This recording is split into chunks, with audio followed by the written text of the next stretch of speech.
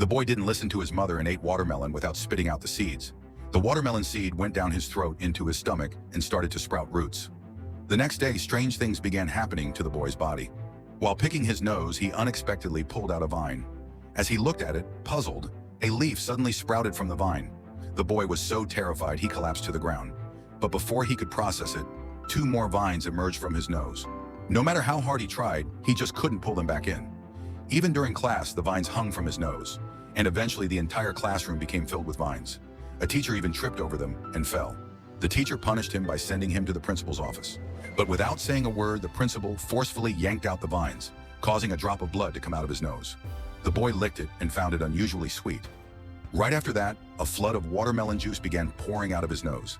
The principal quickly sent him to the infirmary. When the doctor pried open his eyes to check, his pupils had turned into watermelon seeds, and when he opened his mouth, it was full of watermelon pulp. Seeing this, the doctor began cutting the vines growing on his body, but the more he cut, the more vines grew.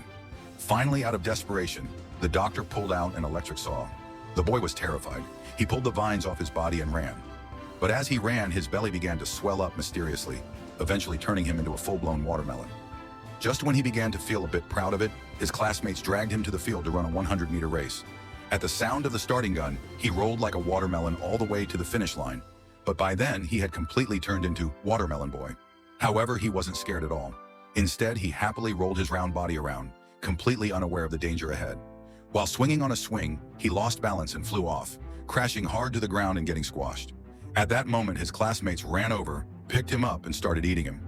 This story teaches us, always spit out the watermelon seeds.